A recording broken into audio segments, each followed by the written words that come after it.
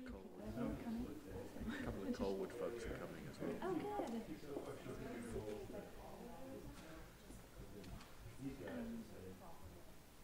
So I'll keep a couple of minutes, but I'll do just a brief intro. Sounds good. And are you guys planning to talk for 45? Yeah. Well, planning gives Yeah. it more, Okay, yeah. solid planning Okay. that may not have happened at any point. But Okay.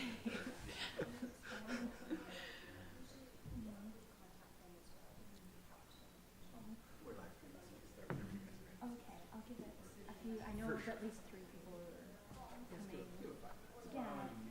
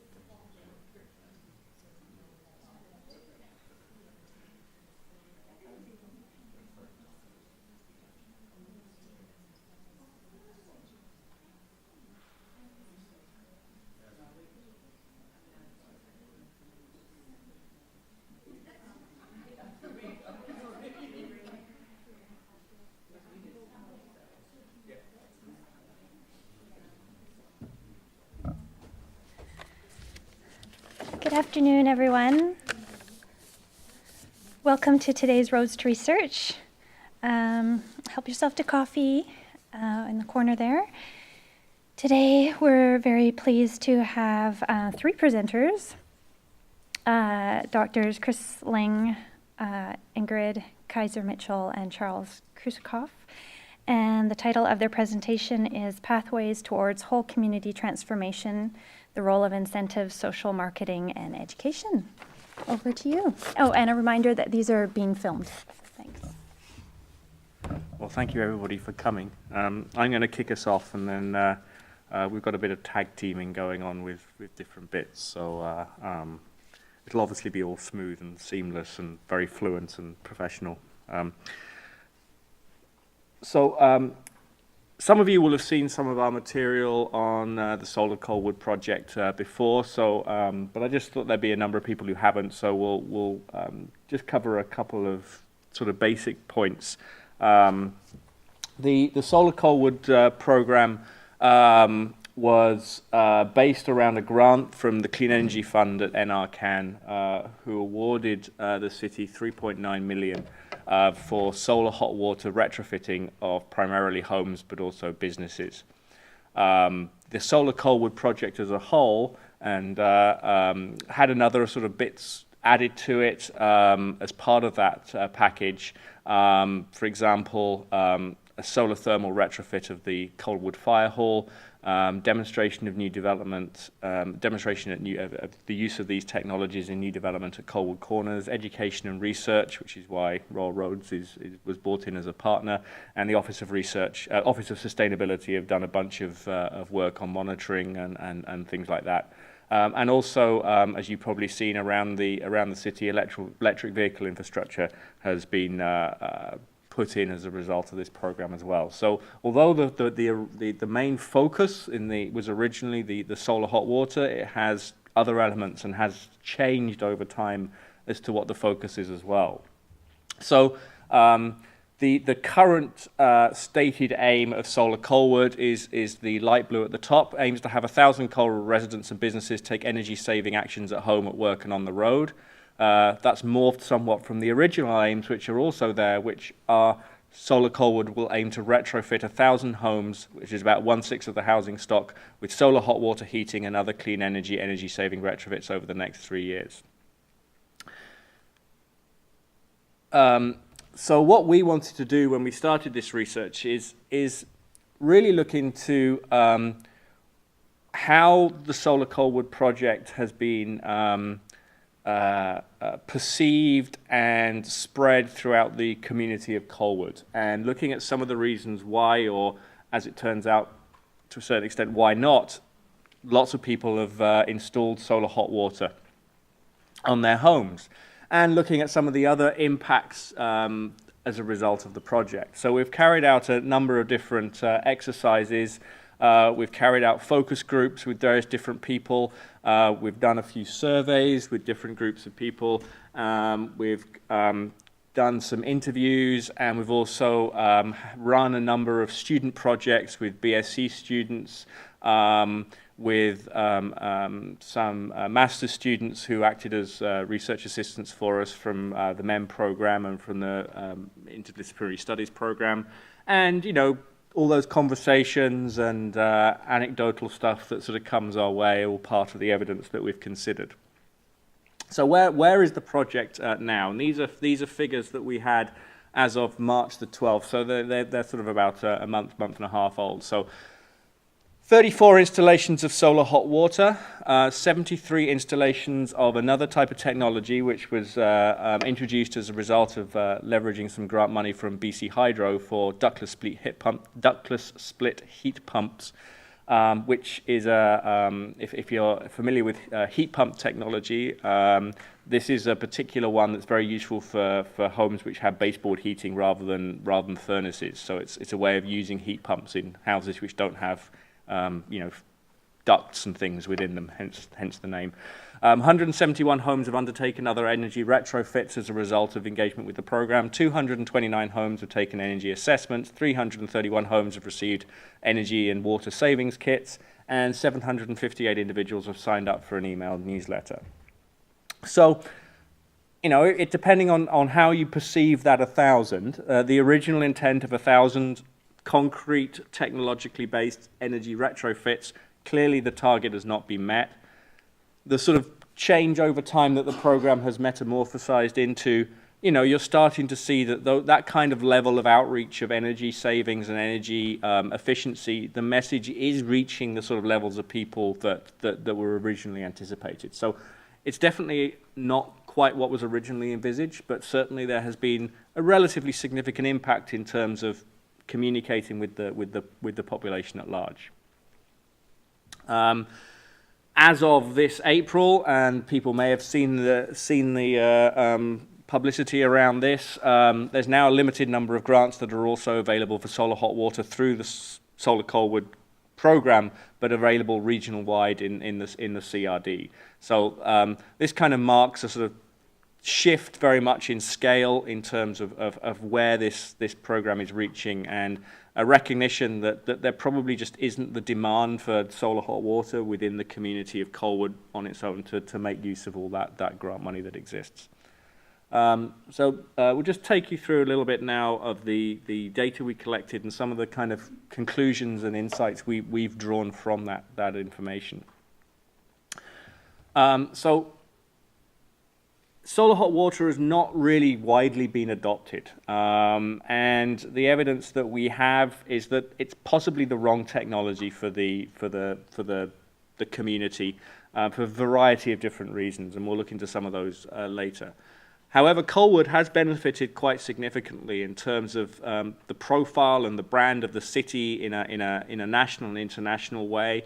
There's been quite a large number of partnership and outreach opportunities that have resulted as a result of the program, and leverage for other investments, particularly very directly connected with the program investments in the ductless split heat pump with their partnership with BC Hydro, and also in terms of that energy electric vehicle infrastructure that's going in, which will obviously have long-term benefits. The community has been very resistant to the program in a number of ways. They're not engaged.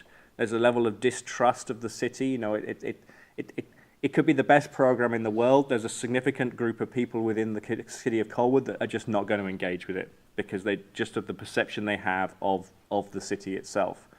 And we also question the value of short-term incentive programs in general for stimulating the business and the uptake of these type of technologies in general. You know, we had quite a lot of feedback from the focus groups and interviews we had relating to the value of these kind of Live Smart BC grant type approaches to trying to stimulate energy efficiency uptake. To address the is this the wrong technology, we had one of the student projects we had looked at the life cycle analysis of solar hot water. Really what they found, they looked at two questions. One is there a cost saving for the householders which take on board the technology, and the other is does it actually save any greenhouse gas emissions, carbon emissions? And frankly, they found that the CO2 saved was pretty trivial, really. Now, in terms of the BC average, which is you know, taking on sort of average figures for household and energy use, water use, how people heat their water and all that kind of stuff. The amount saved over the standard lifetime of a typical heating unit is 1,810 kilograms over 30 years, which is nothing. Obviously, the savings are a little bit more significant if the person uses natural gas to heat their water, which is, you know, a significant percentage of people in this part of the world, but it's not the majority. It's still not an enormous amount. So, you know, if your aim is to save carbon emissions, there are better ways of doing it. We also looked at the cost aspects of the technology, and I'm not going to go into this, but we used a number of the students used a bunch of assumptions based on sort of standard scenarios that are put forward by BC Hydro and the BC government, and they got quotes of hot water systems from some of the contractors and installers that are involved in the program, did we miss out a slide there? Okay. So using these assumptions, we found that given a grant from through Solar Colwood, so this obviously doesn't apply for people who don't have access to those grants. The life saving, if you have the economic saving, if you have electric water heating, was about $1,780 over the 30-year assumed lifespan of the equipment. Rather less if you have gas heating, which is cheaper, $560. So there is a saving, but over 30 years, that's not much. The average occupancy of people in their homes tends to be rather less than that. So, you know, the majority of those savings you're kind of passing on to the next resident of the home rather than gleaning them yourself.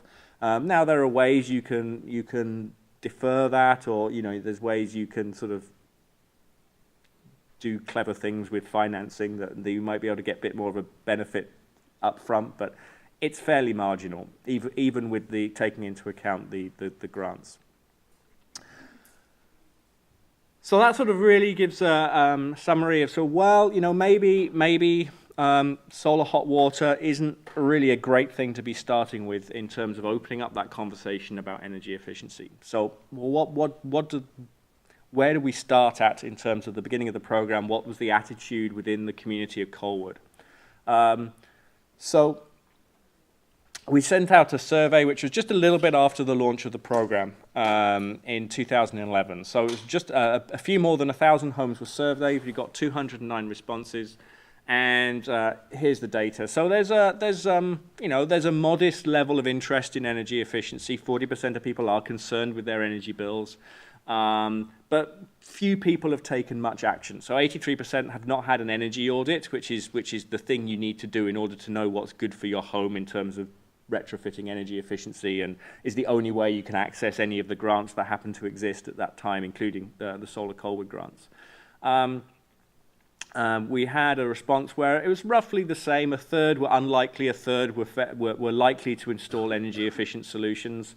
Very low awareness of solar hot water technology, very low awareness of Solar Colwood as a program. Bearing in mind at this time that was just after the launch. There had been a reasonable amount of press coverage and such like. 44% were not likely to apply for a grant, whereas 14% were very likely. So you can see even at this initial stage, you have to wonder if the market is there for a level of engagement in the grant program that Colwood was originally hoping to get. We followed that up 2 years later, after the program had been running a while, with another survey asking many similar questions. Again, about the same number of homes surveyed, similar number of responses, and kind of the headline of this survey was that the program hadn't really gained much traction in the community, but what it had done was reach the receptive. So it was essentially they were being relatively successful in preaching to the choir, but weren't really sort of breaking out of the people who were already interested in energy efficiency anyway. So similar level, 47%, slightly more concerned with their energy bills. However, what was definitely of interest and sort of certainly indicated that the program was having an effect is that the number of people who had an energy audit in the last 10 years had gone up quite significantly. So here it was 17% had an energy audit. Now we've got 29, of which a third were as a result of the Solar Colwood program. So that's quite a substantial number of people who are then directly engaging in discussions around their own energy use and their own home energy efficiency as a result of the opportunity presented by Solar Colwood. Still about the same, a third likely or unlikely to install energy efficiency solutions. But what is perhaps slightly concerning, I think, for Solar Colwood is 50% are still not aware of the program.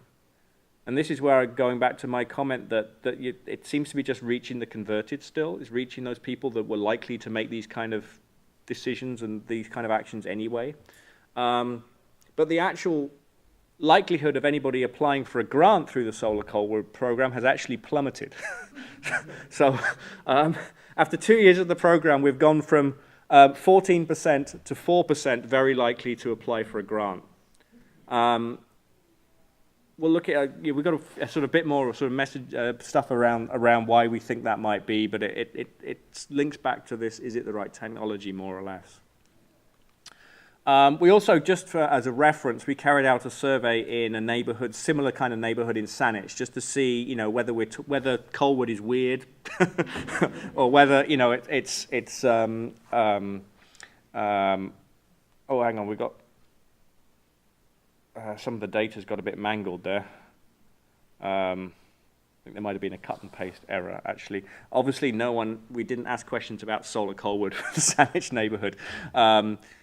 Sorry about that. But what we did find is that broadly speaking, the Colwood population was relatively similar. The one difference that we found was really along the lines of the motivations for why you might carry out energy efficiency. Saanich people seem to be far more motivated by cost savings and just energy reduction in general. The Colwood respondents seem to be more motivated by, quote unquote, doing the right thing or wanting to reduce specifically greenhouse gas emissions. So that may be, and this survey, that's compared to the survey that went out after 2 years of the program. So maybe there is a sort of message that's seeping in there about how engaged people are in the whole wider questions of climate change and trying to take personal responsibility for that. But we don't have the data to really kind of dig into that analysis at all. Oh yeah, here we go. This is what I was talking about. Sorry, I thought that was on the previous slide. So yeah, and Colwood, top 2 reasons for action: energy independence, reducing greenhouse gas emissions; Saanich, saving money, reducing energy usage. So there is a difference there. Why that is, we don't have the ability to say. So we think that the city is struggling to reach the average community member, but does have substantial engagement in related issues from some people, but solar hot water is just not a popular technology. So then we did Ingrid's going to take over now and talk about a number of focus groups we did to try and sort of explore with different groups of people exactly what solar hot water has for people and Great, thank you, Chris. So we did the surveys and then we moved into doing quite a bit of qualitative research, so a number of focus groups. And so I'm going to go through some of the findings that we gathered from that. So sort of early on, before the Solar Colwood program started, we did some focus group of the people that had adopted the technology, but sort of pre-Solar Colwood. And so it's interesting, this group of people here are sort of the regional early adopters. And what we found there is not sort of a huge surprise. It's quite sort of similar to what we know about early adopters, generally speaking. Often very motivated by sort of doing the right thing. They're often also quite sort of self-reliant. They're sort of doing it on their own. They're not dependent on a program or incentives necessarily as such. They are, like in this case, we also found that while they might have had technical difficulties or sort of challenges along the way, they're sort of resolving them themselves, right? So they're sort of handy enough to be able to work out the problems. And again, this is sort of quite a typical profile for somebody who's in a kind of an early adopter, right? They have that confidence and the interest in doing so. We also sort of, they observed some energy and cost savings, but what they also found was that maybe month by month they were seeing, yes, it's working, I'm saving a bit of money, hooray, isn't this nice? But they hadn't maybe necessarily sort of looked into, okay, how much have I spent overall on all the sort of hardware and the installment and all those things, and they hadn't sort of looked at it necessarily the break even. So again, sort of, another thing that came out, and this is, you're going to see this as a sort of a red thread, I think, through the data that we're going to talk about now, the sort of contractor inexperience. So the people that are involved in the process, it wasn't sort of necessarily as so smooth, and there was problems in terms of maybe not everybody being on the same level in terms of knowledge and experience, right? So that was sort of some of the things for these early adopters. And then we did a few focus groups with the early adopters in Solar Colwood. And so this was really quite interesting and a unique opportunity for us as researchers to have access to this. And so what we found here was more this notion of it being a risk and taking a leap. So risk in terms of the financial risk. So there was sort of still perceived as it's not like this is something that's cheap that you can just sort of squeeze in into your monthly budget. You have some money left over after you've done your food shopping. It's not quite that scale, right? So it's more complex. It involves more money. So risk in terms of finances and taking a leap in terms of the technology, right? So Chris was talking about the sort of nature of solar technology. So there were really this sense of taking a leap and trusting that this might be the right thing to do. We also found a lot of conversation about the information stage would take, there was so much information to digest, and a lot of the times it wasn't something that you could just sort of put together in a nice little package and you'd go home and read it and make a decision. You'd go home and read it, and then you go on Google, you go and start searching and looking for different discussions on the topic, looking for additional sources. And as researchers, it doesn't often happen in focus group, but there was moments where we would sit back and the participants would freely have a conversation and debate. Oh, where did you find that piece of information? Oh, is that where you looked? And we almost sort of, remember, we sort of stepped back, and it was quite interesting to see how they were very well versed in the information, but it was quite clear it hadn't been that easy to start with, right? And this is interesting too, sort of no immediate financial rewards. And often when we talk about social change of people moving from sort of undesirable behavior to a better behavior, is that as we're moving from A to B, we want to see some rewards, right? To make sure that we're making the right decision. So it wasn't always sort of this seeing that, hey, I'm in it financially, which was a risk, right? That you're seeing these savings. They weren't seeing the savings straight away, right? And so we had these sort of keywords here: patience, have to wait, not sure what's going to happen, but still there was an inherent trust in that they made the right decision and this was the right technology for them. Also, hidden unexpected costs. There were some great stories about the installers coming to their homes and starting to put this technology up, and they're having to drill a hole here, and then you have to move this over here, and suddenly a little small project ended up being moving, your whole half of your house around, kind of thing. So again, these sort of hidden costs that sort of were surfacing. So it's quite interesting, really. Then we had, but again, as Chris was mentioning, we saw this in the service too, that there was an increased awareness about solar and the technology, and also other energy-saving measures. And again, here, sort of just a quote to illustrate that. I know the system is working. It's opened my eyes to solar, and also opened people's eyes to other things that you can be doing. I mean, again, in the focus groups, they were already talking about, although they hadn't seen the benefits yet, they were already talking about what are we going to do next. So, okay, I'm going to try and get this into my house, and so we're sort of seeing this sort of people being quite enthusiastic about energy savings, right? Which is pretty cool. Of course, this positive role of the early program champion, and we'll come back to this a little bit later on in terms of what we know from social marketing. But we're also seeing in these accounts of the early adopters that there was sort of positive stories about Solar Colwood. And Solar Colwood did have a few sort of quite outspoken and prominent champions related to the council, right? They were also adopting some of these behaviors, and they were sort of seeing them doing it, and there was personal conversations with the councillor that she's also doing it. So let's try this out. So we're sort of seeing some evidence of that as well. Now the non-adopters. So this is interesting, right? The people that choose not to go ahead and install solar. So there's I think a lot of us can potentially identify with this too. There is this notion of this, the new technology, but is it the right one, like Chris was saying? So there was a lot of confusion amongst this group of people relating to the energy audits, related to the technology, and also the role of the city within this regard. They were getting, and we'll talk more about this too, but they were getting sort of mixed messages from the different stakeholders involved. They would get, yes, this is a great idea, but they would also get, this is not such a good idea. And there was a lot of opinions floating around, which we also saw being manifested in the press as well, and in the media, right? They wanted to do the right thing, but then of course here we get the more sort of skeptical person. And this quote illustrates this quite well. We say, we'll wait and see what happens down the tube, right? If something else changes, or if they come up with something better, something that's clearer, something that's easier. Sort of holding off, waiting to see, how is this going to work out, right? There was also this perception that there was lack of data to make an informed choice. And what kind of data is this particular group looking for? They want data that tells them they're going to make an energy saving, going to result in some financial benefit. So give me the numbers, give me the facts, so I can make an informed decision. So there's sort of an ultimatum there. Unless you give this to me, I will not make an informed decision. But of course, ironically, it also meant even if you were given this by the city, you were still not trusting the information necessarily, right?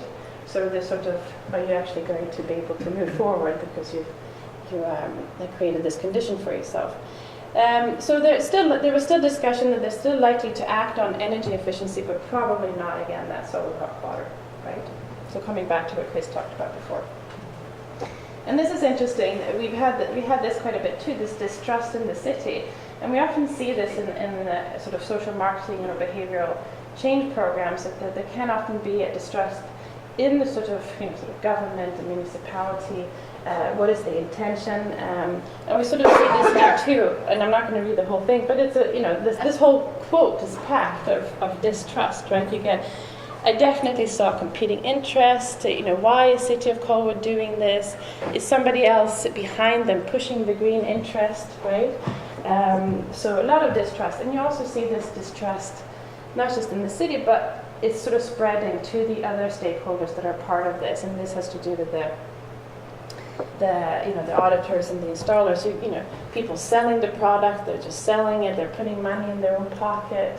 So again, this sort of hidden agenda underneath here. So you can see how even if the information is provided, I'm not going to trust it because I don't have faith in the people that are providing it. And I'll pass over to Chris to talk a little bit about the interviews. This is just going to be a quick one. We carried out a number of interviews with some of the commercial people who are involved in this, so the people who are installing the equipment in homes, and also the auditors who are carrying out the energy audits. And what we were really looking for here is on one hand was a reflection on the project as a process, and by and large everybody was very happy with that. They said they thought Colwood had designed a pretty good program. There were little bits and pieces that maybe weren't working quite as well, but overall it was a fairly easy process for them, just part of the sort of wider bureaucracy that they were used to dealing with around grants and whatnot. But what we were also interested in is how programs like this were affecting their business. And all of the people we spoke to was really the uptake was too slow for it to have any significant impact on their business. Colwood was just another place that they worked, and yes, there was something interesting happening there, but it wasn't on a high enough volume for them to really take a huge deal of note. And they were very, very critical across the board of the whole process of incentives that we kind of have got used to, to support things like installing energy efficiency upgrades in our homes. Because they said there's no stability there. They come and they go. So, it encourages a complete sort of boom and bust cycle.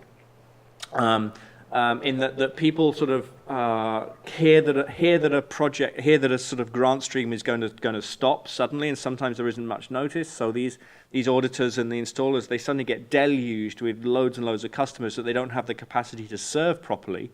But then the grants go away and they get no business. So they don't want to invest too much in those boom stages, because then they're just going to have to lay folks off at the end because they don't have any business anymore, because everyone's then waiting because they assume these grants are suddenly going to pop back again, which historically they kind of have done.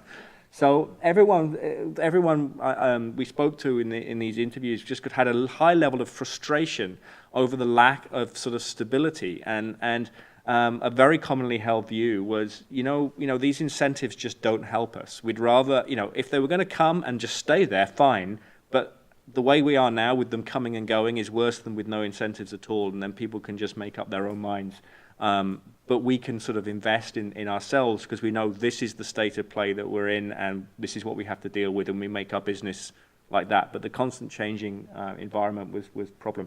However, interestingly, and possibly as a result of the Solar Colwood program, is that there's been quite a stimulation of innovation in solar hot water at Camosun College. One of the contractors that's very engaged in installations is also an instructor at Camosun, and he's actually been putting in quite a lot of work in innovating to bring down the cost of the units. And so that's perhaps, it's hard to say exactly whether it's a direct result from the Solar Colwood program, or whether it's just because he's a guy that's interested in this sort of stuff. But it is perhaps a sign that under the surface, programs such as this are stimulating a certain amount of development. Another issue that came up, and partly explains the confusion we think in the population, is that auditors are not recommending the solar hot water. Mainly, and there's two reasons for that. One is it's not necessarily the best technology for energy reduction. You're going to get a lot more bang for your buck with insulation, with all the unglamorous kind of bits and pieces that take place in your basement, in your attic, and whatnot. But also, and this was very sort of interesting one to us, is that their software is actually not structured to really deal with solar hot water as a technology. Most energy efficiency products work best, are sort of somewhat independent of the household and are dependent on the structure of the house. So how leaky is it? How much energy, what energy do you use to heat it, and that kind of thing. Whereas solar hot water is much more dependent on the household composition, so how many people are living in the house. You have more people, they use more hot water, you're going to get more energy savings if you have solar hot water if you've got a big house. And that's just not part of the standard software that the auditors use. And so if an auditor was in a very, very busy and was in a rush and they were just going to basically read off the results of their modeling, they're not going to be recommending solar hot water, even if it's an appropriate recommendation. So it very much is dependent on the quality and the degree to which, and the quality of the auditor and the degree to which the auditor is prepared to really look at your household as well as just the structure of the house. So it led on because all those people that are getting home energy audits as part of the program, so many of them are not getting recommended solar hot water, even if perhaps whether or not it's a good decision for them or not, it's not part of the conversation too often, and that's leading to confusion. That's leading to other things being taken on instead. So I'm going to hand back to Ingrid, who's going to sort of do a bit of analysis on the social marketing side of this. And we've sort of said as well that please, our colleagues can jump in and add to it as we go through. But I mean, it's Solar Colwood and the program is really interesting, of course, from a sort of social marketing perspective, and it potentially also helps to explain some of the challenges that the program has been facing. So this is some work by Mackenzie Moore, and what we know in terms of what are some of the factors that is going to facilitate sort of this idea of social diffusion or sort of sustainable behavior diffusion in a community or in a population. And we know that if these sort of factors are in place and we're working with them, then the more likely we are, the higher the probability that a behavior is going to take off, basically. And of course, if we look at, thinking of what Chris just said and our knowledge of solar, we can quickly see that Solar Colwood and the city of Colwood did not have an easy task ahead of them, right? Because if we look at here, so some of the things that are important for something for a behavior to take off and to spread in a community, this notion of relative advantage. So is the behavior perceived to be sort of superior to the behavior that we're leaving behind, right? Is the perceived risk, will adopting the behavior increase the probability of financial loss or social disapproval, for example? Complexity, is the new behavior challenging? Compatibility, is it compatible with the target audience? Was it compatible with the community, right? And the values that are manifested in the community. Trialability, can the behavior be tried before making a long-term commitment? And then we have observability and commitment at the end. So is the behavior visible to others? So we know from experience that if something is visible, we can see it, that it's more tangible, then we're more likely to adopt it, right? Commitment, key as well. Do we have commitment from the early adopters? And that's a really big one as well when we're talking about something spreading in a community. So if we look at this and sort of look at Solar Colwood and the program itself, so in terms of relative advantage, yes, you could debate, and I'm sure we could find numbers to support potentially there could be a relative advantage, although there's that possibility that, as we say, is it really the best technology? But possibly yes. But again, there was sort of this perception that it's not perceived as a superior technology. It may not provide us with the benefits that we want. So again, it's sort of casting some doubt in this particular, and we really want to be confident that what you're moving towards is better than what you're leaving behind. And so we don't have that confidence here. And just as Chris said, there was again mixed messages in terms of these benefits, right? So This area was a difficult one. Perceived risk as well. So again, we've talked about this, but definitely a risk in terms of the technology and attaching yourself to a technology that may change and something better is going to come along. And again, the financial risk and hidden costs. And I guess this little quote sort of again highlights that. You know, I was happy to have it done, but it wasn't the credit card, right? And again, that's not a good position to be. So again, that risk, the perceived risk, is high. Complexity, you know, it's not something that again is done easily, right? It's a lot of, you spend a lot of time in those early stages of your sort of consumer decision making, looking for information, weighing the different alternatives, and that's creating complexity. And the compatibility is sort of mixed, and that some of our survey material also showing that, you know, was sort of the awareness and the values within the community. Wasn't as straightforward that this was sort of a sort of green city to start with. This is where the city is moving towards, but it's not necessarily their starting point. You know, people haven't historically moved to Colwood because it's a sustainable and green city. So there's sort of pockets of people that are interested and big pockets of people that are not that interested. So again, there's that disconnect. So it's a huge education component piece that takes more than 2 or 3 years, right? We're talking a much longer time span.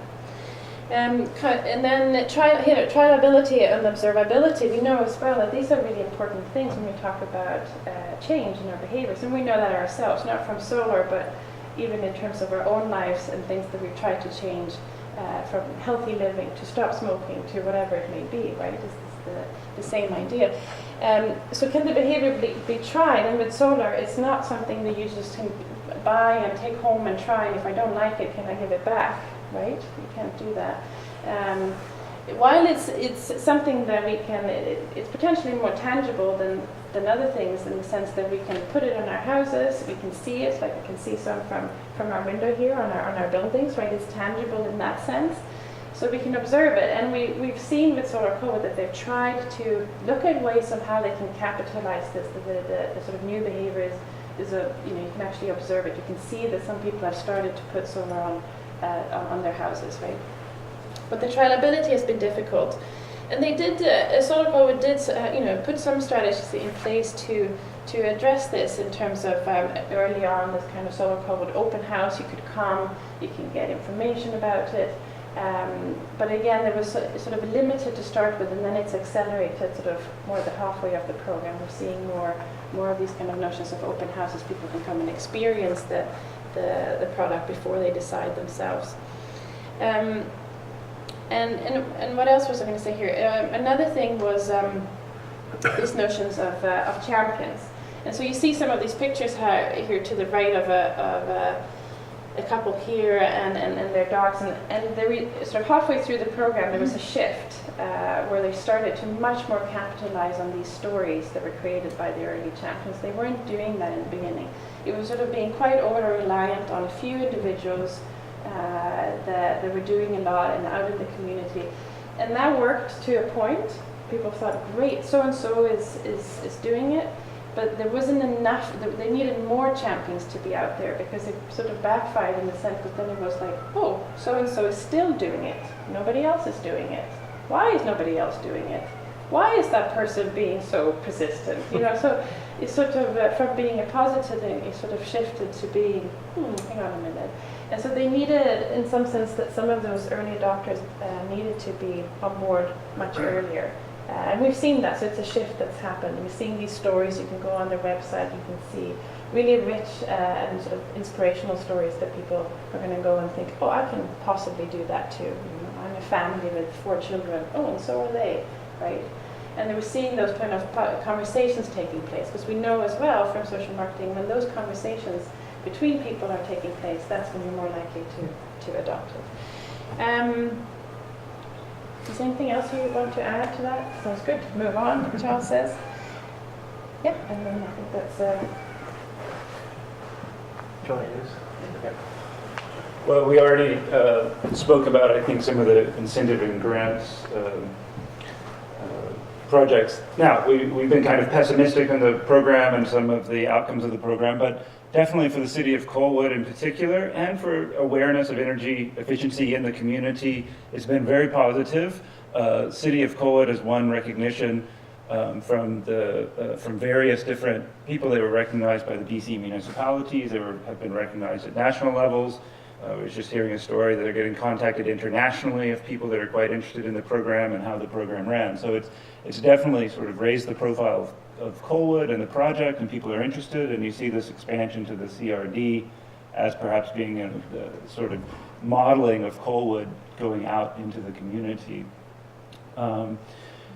In terms of tangible benefits directly from the program, there definitely has been this uptake of people doing audits and seeing a lot more people doing audits than they had before. A lot of you all coming to Royal Roads, you might have seen the road sign as one of the key ways that people found out about the program, that let people know about the program, and then people would contact or go on the website and look and get information. They had a lot of uptake, a relatively lot of uptake of this ductless split heat pump, which is a technology. I will say I was influenced by the Solar Colwood program. I hadn't heard about it. I have baseboard heaters. I learned about the technology and I installed it myself. And from talking to the installers and people, there's lots of people installing this technology themselves, whether there are grants or not. And it's really spread, and they had quite good uptake through the program. But it's a technology that is getting out there. And now this program is rolling out to the CRD.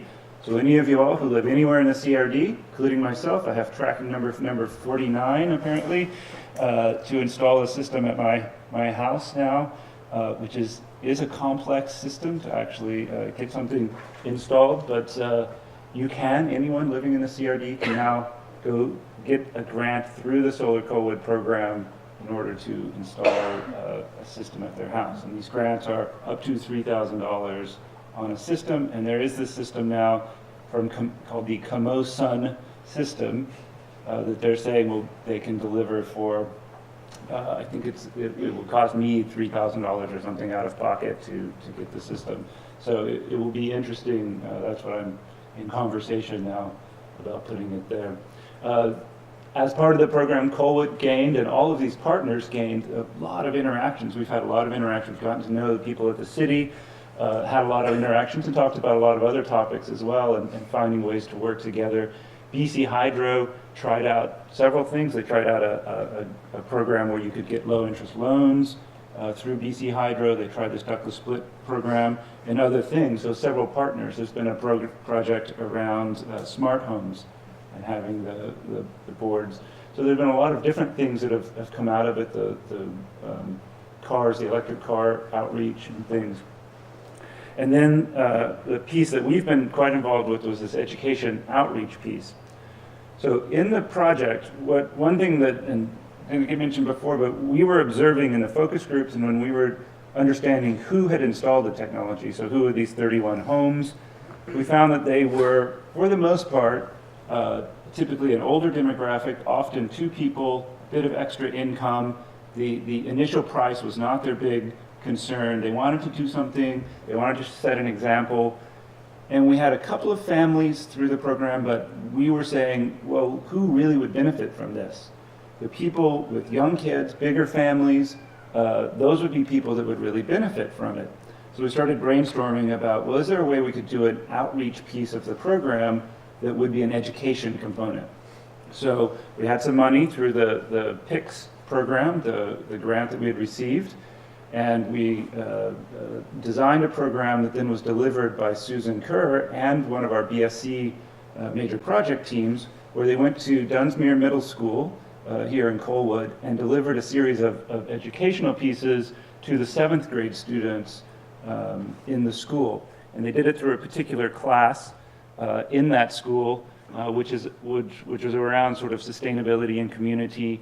And so they delivered 3 lessons. In the first lesson, the students went to Judith Cullington's house, where she has an electric car, she has a solar hot water system, and she has smart home technology, and they brought in some cool technology where they were doing thermal imaging.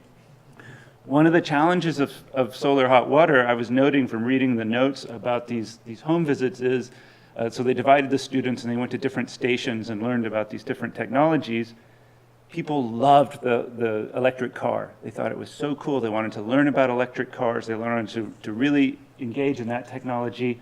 They loved the camera, the solar imaging camera. They liked the little technology where on a tablet you could watch when you turn on a light or turn on the dryer, how much energy all these different things were using.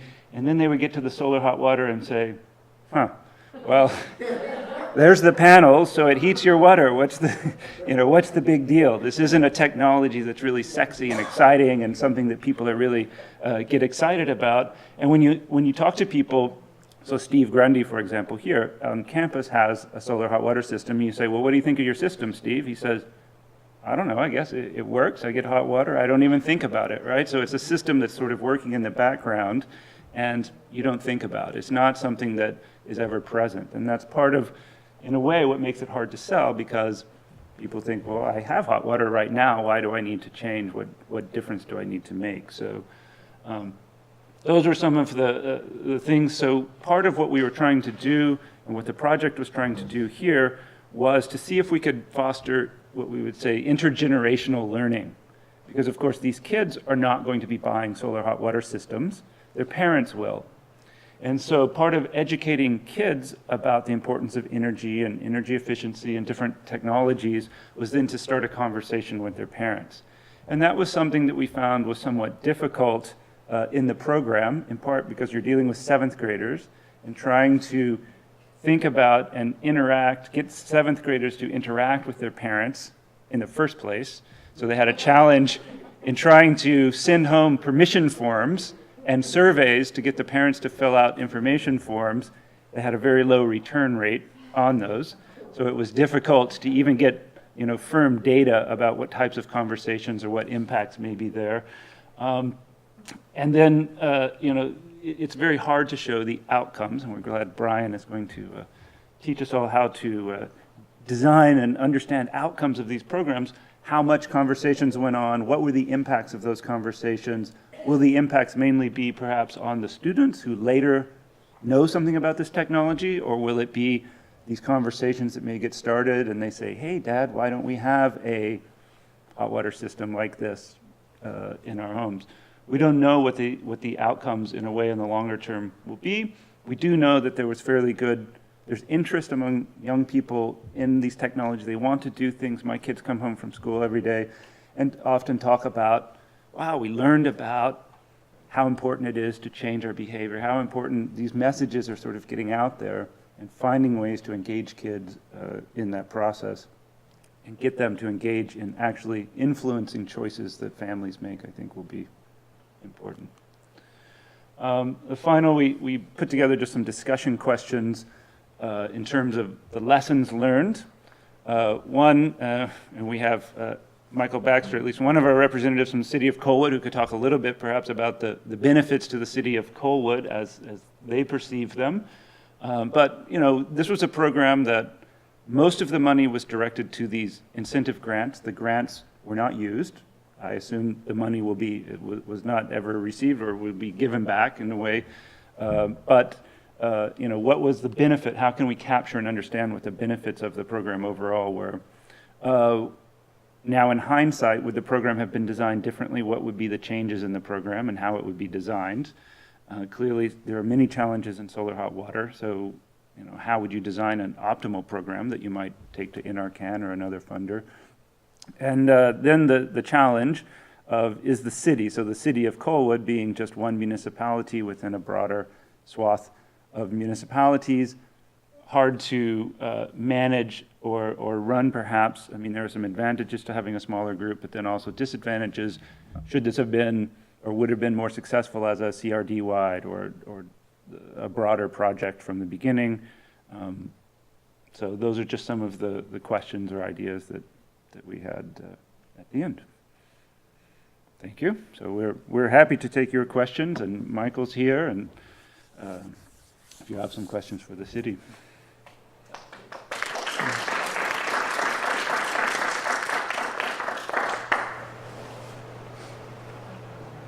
Does anybody have a solar hot water system? I don't, but I've got a question. This pushback you have from people, it sounds like there's a lot of distrust. about people's motives for trying to push this. What's the basis of this? Is this just paranoia, or is there a history in Colwood of trying to force technologies on people? Well, it became a divisive issue within the elections that were held. So just not long after the program was launched, the elections were held, and the Solar Colwood program was held up as an issue. Essentially, the argument was that it was costing the city money, it was costing the city time and effort, and what were we getting out of it? We weren't getting anything really back out of it. And so I think there was a feeling among a certain group in the city that would support low taxes, low city involvement, and a lot of different things, that this was just a big boondoggle, waste of time and money program, and therefore, whatever you're going to tell me about it, I'm not going to listen. But even prior to that, there was a certain distrust arranged around projects that have happened in the past that haven't been perhaps successful. I believe it was a particular one was a stormwater. Is that right? Sewer project that had kind of not been very successful in the past, and regardless of the the logic behind using past performance to predict future performance, I think there's just an undercurrent of not really trusting the city to do the right thing with money that they had. And I think it's sort of, yes, specific to Colwood too, but we're seeing that kind of this sort of similar pattern happen across other sort of, again, the social change initiatives. If it's coming from a government, a municipality, a police, right? And then, how is it, you always have to sort of look at how is it going to be perceived by the sort of the target user or whoever it is we're looking at. And so we often see partnering with other organizations that will have a different, the user will have a different perception of. And I think we've sort of seen that potentially now with the City Green, that there was sort of also been a little bit of shift in terms of the partnerships there as well. Michael, did you have? I just wanted to say that the people who distrusted the city because of the past errors with the sewer were quite justified in doing so. The errors were I've never seen anything like it. And the fact that the people they're now talking to are the people who actually cleaned up the mess, obviously, they don't necessarily know that. But we did run into a few people, and some of them ran for election, who just absolutely 100% buy into the idea that climate change is something being foisted on the public so that people, mostly university researchers, can make a lot of money. I've seen it with BMWs in the parking lot, they chose to make it way too much. But they just completely buy into that. Those cars belong to students. Yeah. I was going to actually ask how much of a barrier the actual upfront cost must be, and if that was surmountable, do you think that it would have run differently? Right. So this is a technology. So as we said, it's not a technology you can trial or that you can step into. It's a technology that you have to put all the money up front, and then you receive these benefits over a long period of time.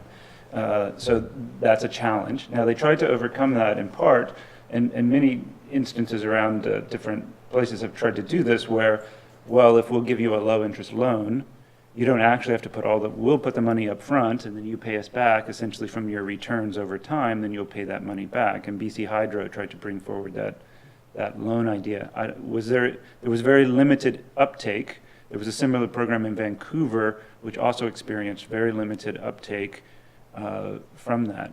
I think people can borrow. The people who feel they've got enough money to do it can borrow money at less than the hydro rate. So they don't see the point. The financing constraints, to me, I don't think there's been a lot of evidence that so the sticker price has an impact. There were a lot of people that will just say, I can't afford it. And so they won't even look at it.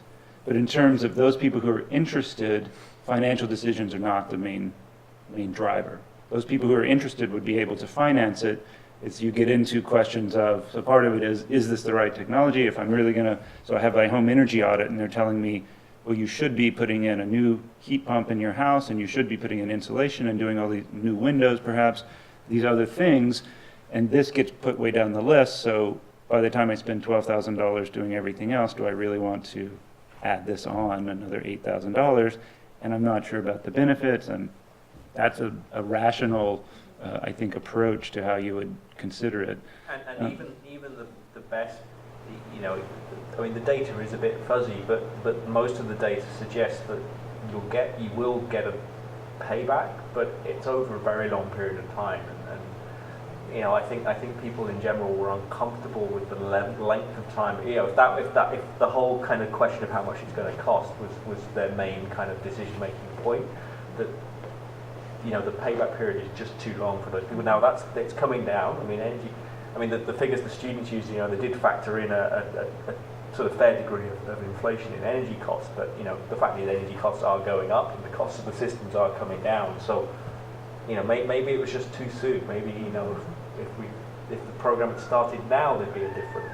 But then maybe the innovation for the conversion unit wouldn't have happened. I mean, there's so many kind of questions that you can't really answer. I mean, so before this, there was a program province-wide where they tried to get people to adopt. I mean, this is just not this is not a new technology, but it's not a common technology here. But you certainly go to other countries, and lots of people have these systems, and they're very common, and it's just a normal thing to put one in.